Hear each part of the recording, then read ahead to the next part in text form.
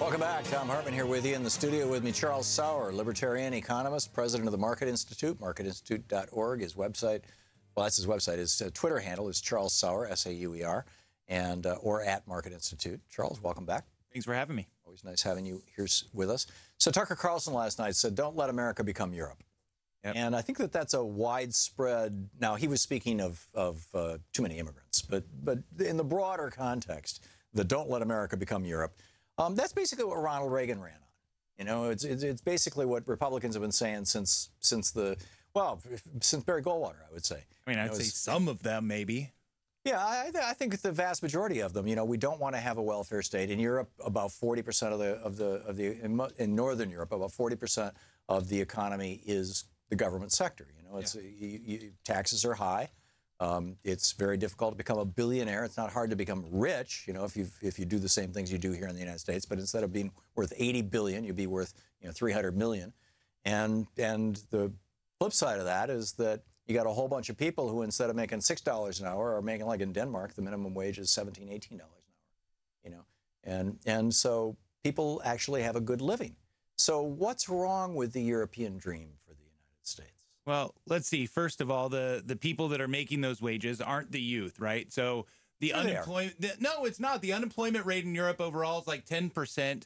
But if you look at the worker rates for 25 to 55, which is the main working age of an adult, those are similar. The real differences are younger, 18 to 25, and above that. So I mean, yeah, sure. If you want to generalize statistics and have youth that can run around and do things instead of getting to work and getting some sort of experience. Sure. I think a lot of what you're identifying, the problem with unemployment right now in Europe is, which is heavily driven by Greece and Italy and Spain, it's versus the Northern European countries that didn't buy into the euro, the Scandinavian countries, are the deficiencies of the Eurozone of the people giving up their currency. And that's a whole separate conversation. I'm talking about the social safety net that existed before the Eurozone even came along. And just the idea, should we become like Canada?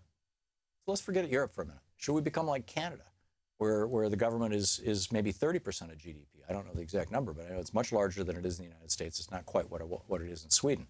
And with a higher minimum wage and higher taxes, and everybody has, a social safety net. And it seems to me that produces freedom. I agree with Franklin Roosevelt that a necessitous man is not a free man. If you're hungry, you're not free. If you're unemployed, you're not free. 40% government causes freedom. Exactly.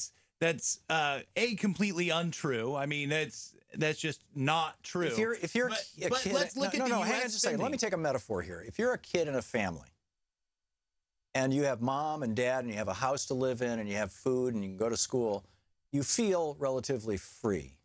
What happens if both your parents die? Are you free? You're not free.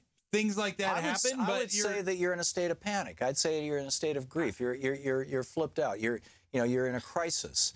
And what you're saying, and I view government, in a parental context, and that's how the founders. These are the metaphors that were used by Franklin and Jefferson and Madison and these guys, and really it wasn't until after 1932 that our government really started taking on that kind of a role. But I see our government as having essentially a parental responsibility, and I realize that provides easy attack bait for the right to say, oh, yeah, you want, the nanny state. But yes, that's what I'm saying. I think that if you want to have freedom, you shouldn't have to worry that a $1,000 debt is going to bankrupt you, which is the state of half of America right now. Look, there's a lot of things going on right there. But first off, hover parenting is not a good thing, right? So the high level of nanny state isn't a good thing. But let's look. We don't have a high level of nanny state here. When the founders were writing the high level of nanny state in Europe is producing high levels of welfare. When the founders were writing the founding documents and talking about a parental government, they were talking about 7% of government spending on GDP. That was the parental government. We got in the New Deal. we had government spending rocket up to what, 20%, 25%. We're up at around 40% today. But when you're trying to quote the founders and saying that they were talking about a parental government, they were necessary. I mean, they were talking about a different size of government, and that's the 7%. If you want to talk about that as parental, or helping enforce my contracts and helping make things more efficient, then yeah, I'll go with you on a parental government. So the original question which is, you know, what's wrong with America becoming Europe? Hasn't it reached a point where the Reagan experiment, the essentially libertarian Reagan experiment of we're going to cut out unions, we're going to freeze the minimum wage, we're going to dial back social welfare programs that help people, you know, give people bootstraps. We're going to cut funding for education. He did away with free college in California. He then wanted to take that to the United States, to the whole country. We're going to jack up the price of education. We're going to make it really, really comfortable in this country for the very wealthy, for the top 5, 10%. But everybody else, screw them. You know, that doesn't seem like a life. That doesn't seem like freedom to me. I love debating you, but one of the things that I find most interesting about coming here is how you, and I generalize that to the left, retells history. What Reagan did out in California with welfare was an amazing thing, all right? He cut the welfare rolls, let's just call it in half. Maybe it was 30%, maybe it was 40%, maybe it was 60%. He cut it in half, and then he gave an increase to the people that he left on the welfare rolls. And those were the people that actually needed welfare. What he did was streamline the system so that he could help who was still on the system.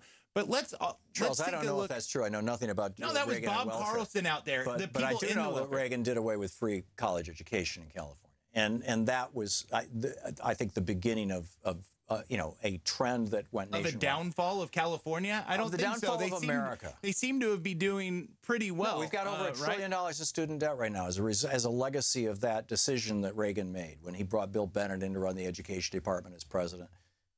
Let's look at the good reasons why the U.S. isn't Europe. When the U.S. was founded, when our founders were writing our founding documents, for one, they wrote that inventors owned their ideas. Okay, they actually didn't write that. They said that it's in Article 1, Section 8. You know, I think number 12 or 11 or 12. That Congress has the authority to pass legislation protecting patents and copyrights and trademarks to promote useful arts and science. To the inventor, okay, to promote. I'm not even sure it says to the inventor. But the point is that it was for the benefit of society, not for the benefit of the individual. But it's to the benefit of society because you're publishing it. But before that, in Europe, it was the king that doled out the writ of ownership to ideas. Okay, and so the difference that we had in the U.S. was that an inventor. You're right. Here it is. To promote the progress of science and useful arts by securing for limited times to authors and inventors the exclusive right to their respective writings and discoveries. I had Dr. Lonnie Johnson on the Hill. It was a month or two ago to celebrate Black History Month. He's a African-American inventor of the Super Soaker, and he's also happens to be a rocket scientist. But he was talking about how intellectual property and the fact that we give the intellectual property to the inventor here has let African Americans pull themselves out of poverty, has let women pull themselves out of poverty and pull themselves up by the bootstraps. That's America. Regulating businesses to the point where they can't hire young people and give them experiences, that's not America. Wow, we have really wandered far afield here. First of all, I don't see where giving somebody a 70-year, exclusive. That's copyright. Let's talk about patents. That's 20 years, and we can talk about that. But 20 years is. Jefferson said 3 years for either one. It should be the maximum. But back to the question, the original question here. Libertarians want government to have essentially no role in the lives of citizens other than preventing them from inflicting violence on each other, and to run a court system so that people can sue each other. Yeah. Okay? All right. I like that. All right. And I don't get how that leads to freedom for anybody other than the people who already have a lot. Well, there's been some studies done on taxation versus giving, where giving decreases by it's like 2x for every dollar you're taxed. I don't know where the studies are right now. I can try to get them to you, but I can tell you from also the Ayn Rand Institute is where that came from. That people of modest means give a larger percentage of their income into charity than do very wealthy people. I mean, that's well established. But it's percentage, obviously. It's definitely true with Barack Obama and Joe Biden, right? I think no, that was the opposite with those guys. But the fact is that if you tax people more, they give less. If you have smaller government, you don't need to tax as much. If you tax people more, they will give more because they're getting a tax deduction. That's why they will give more to somebody who's willing to jump through hoops. They might not give more to an actual individual charity. Why do you think Carnegie was building, libraries all over the country back in the day? I mean, he was building avoid income taxes. He was building tokens to his name. That's right. Rockefeller, on the other hand, didn't do that. He was using his money to find solutions to health problems, and he did. He helped solve several major issues. But in ways that were tax deductible. If we didn't have income taxes, we wouldn't have donors. But that we're still completely missing this. I guess we just have different definitions of freedom. Your definition of freedom is that if somebody has the ability, and the background that they can become an inventor, isn't that a wonderful thing? They should be able to get rich. And I'm saying, sure, of course.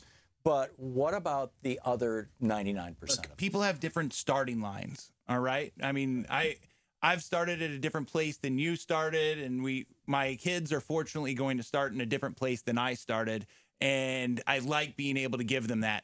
What I don't want to regulate is what the finish line is. And we need to keep that out there so that you're willing to keep going. But what if what we're actually playing here is a giant game of Monopoly, where the finish line is that a small handful of people are going to end up owning everything and everybody else is totally screwed?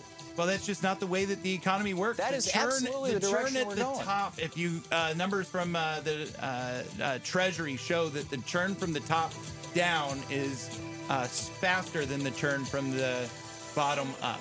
In other words, more people are getting poor in America now? Yep. Okay, Charles Sauer. We'll be back. This is the Thom Hartmann Program. Charles's website, marketinstitute.org. You can tweet him at Charles Sauer, S-A-U-E-R. Thank you, Charles. Thank you.